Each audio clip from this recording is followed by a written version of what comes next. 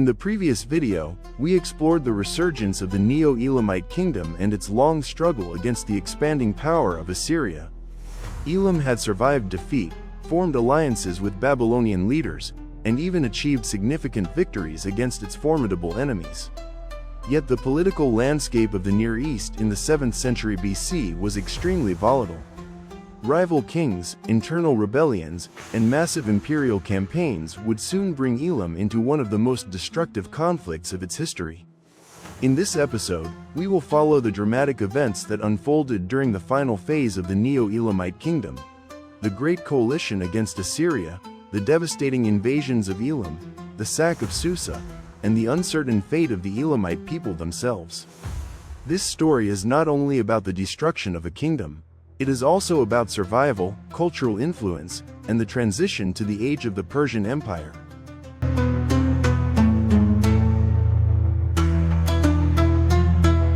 After the death of Qudur-Nahant during an internal revolt in 692 BC, the Elamite throne passed to Humpan-Nimina, the younger brother of the deceased king.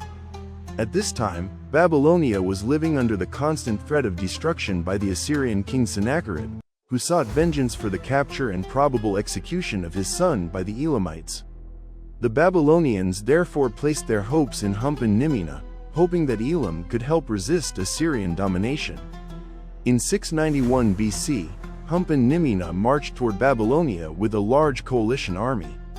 His forces included Aramaean nomads from the steppe regions between Elam and Babylonia, as well as troops from several vassal states along Elam's eastern frontier.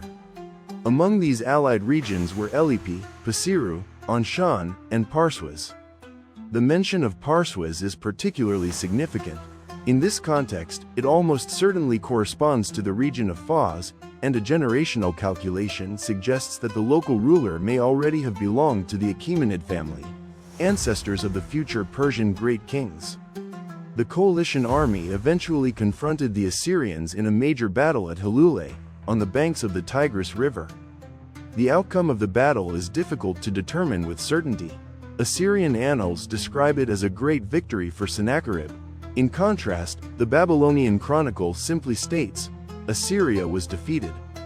Most historians believe the result was inconclusive. Both sides likely withdrew after suffering heavy losses.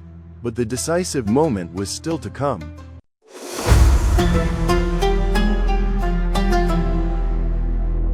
In 689 BC, Sennacherib launched another campaign against Babylonia. At this critical moment, the Elamite king Humpan-Nimina was suddenly struck by paralysis.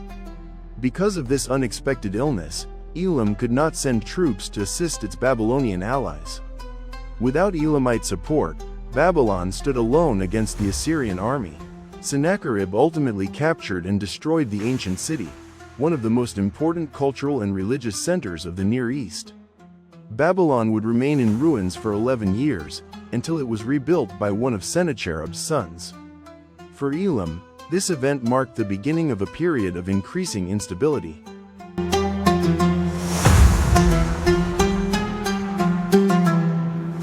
Very little is known about the next Elamite king, Humpan-Tushai, who ruled between 688 and 681 BC. The only clear fact recorded about him is that he died suddenly. After his death, the royal succession becomes uncertain, and the kingdom may have entered a period of civil conflict. Another ruler, Humpan-Tush II, was eventually recognized as king by both Assyrians and Babylonians. For a time he maintained friendly relations with Assyria, but this peace did not last. In 675 BC, he attacked the city of Sippar in Babylonia, which at that time was under Assyrian control. Soon afterward, the situation in Elam became even more chaotic. Two kings appeared simultaneously in Susa, not as peaceful co-rulers but as rivals competing for power. Initially, Urtaki, the son of Humpan-Tush II, seems to have ruled the kingdom. For about a decade he maintained good relations with Assyria. However, in 665 BC, he also attempted an invasion of Babylonia, which ended in failure. Shortly afterward, Urtaki died, or was possibly executed, by his rival and co-regent Temti Humpan-Insisinok II. Members of Artaxi's family fled to Assyria, seeking protection from the Assyrian king Ashurbanipal.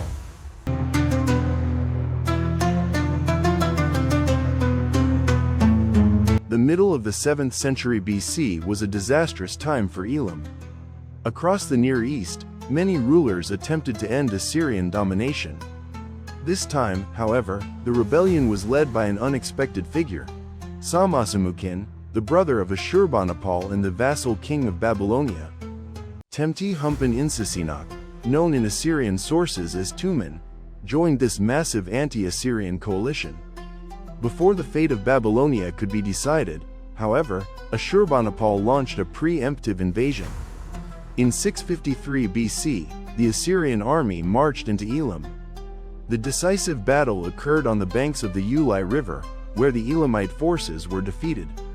After the battle, the Assyrians advanced toward the Elamite capital of Susa, plundering the city. The Elamite warriors eventually surrendered, and Tumen himself was captured and beheaded in front of his own army. Don't forget to subscribe, like, comment and share this video.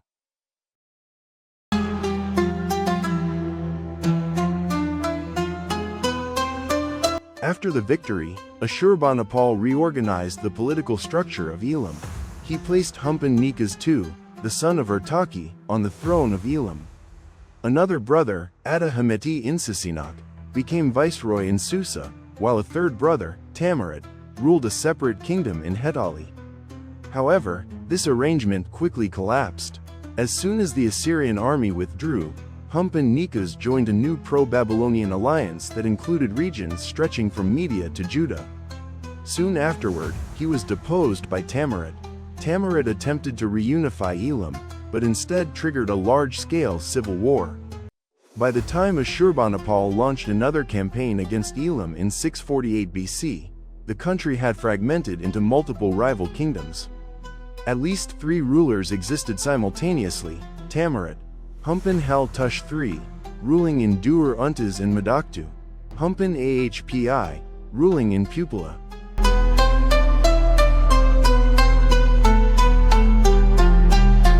Assyria launched several devastating campaigns against Elam during the mid-7th century BC, possibly in 653-652, 648, 646, 645, 642, and 639 BC.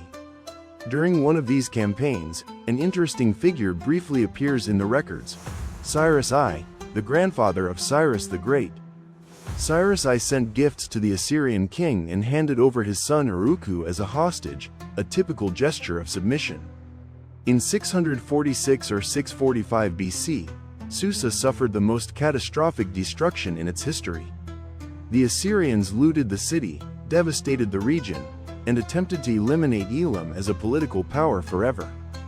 Humpan Hal-Tush III tried to escape into the mountains but was eventually captured and handed over to the Assyrians by the inhabitants of Elipi, along with other Elamite nobles. At this point, it appeared that the kingdom of Elam had been completely destroyed.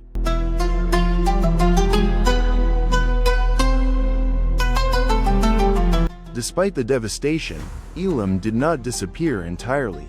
Several small kingdoms in the mountainous regions continued to resist Assyrian domination. When the Assyrian armies withdrew, these groups returned to the plains and re-established local control. Eventually, the Assyrians abandoned the region. After the death of Ashurbanipal, Assyria itself fell into civil war. At the same time, a new power emerged in Mesopotamia: Nabopolassar, founder of the Neo-Babylonian Empire.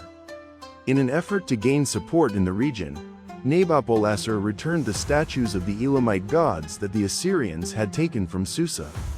This symbolic act suggests that one Elamite claimant may have succeeded in partially reunifying the devastated kingdom. However, Elam's independence did not last long. During the reign of Nebuchadnezzar II, another war broke out between Babylonia and Elam around 596 to 595 BC. Resulting in the capture of Susa by Babylonian forces. Even so, Elam apparently regained independence once more, as the Babylonian king was preoccupied with other political concerns.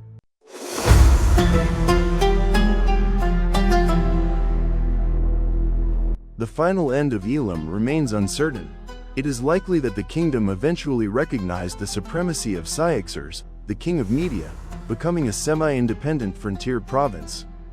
Later, Elam was incorporated into the expanding Persian Empire under Cyrus, probably around the time of the conquest of Babylon in 538 BC. Even after this incorporation, political instability continued. Between 522 and 519 BC, during the turbulent years between the death of Cambyses and the consolidation of power by Darius I, at least 3 local claimants to the throne appeared in Elam.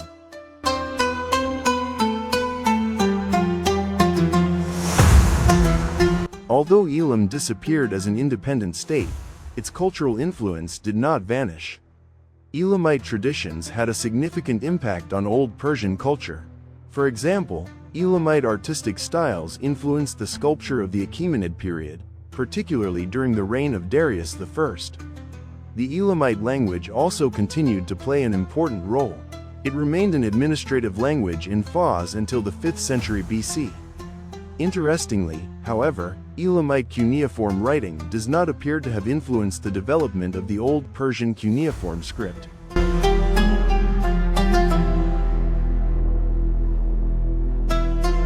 The history of the Neo-Elamite kingdom is a story of resilience, conflict, and transformation. Despite repeated invasions, civil wars, and devastating destruction, especially the catastrophic sack of Susa, Elam continued to exist for centuries. Its people adapted to new political realities, first under Babylonian influence and later within the expanding Persian Empire. Even after the kingdom itself disappeared, its cultural and linguistic traditions survived and helped shape the world of the Achaemenid Persians. In many ways, Elam served as a bridge between the ancient civilizations of Mesopotamia and the emerging Iranian empires that would dominate the Near East for centuries to come. And although the Elamite language and identity eventually faded from history, the legacy of this ancient kingdom remains embedded in the foundations of the Persian world.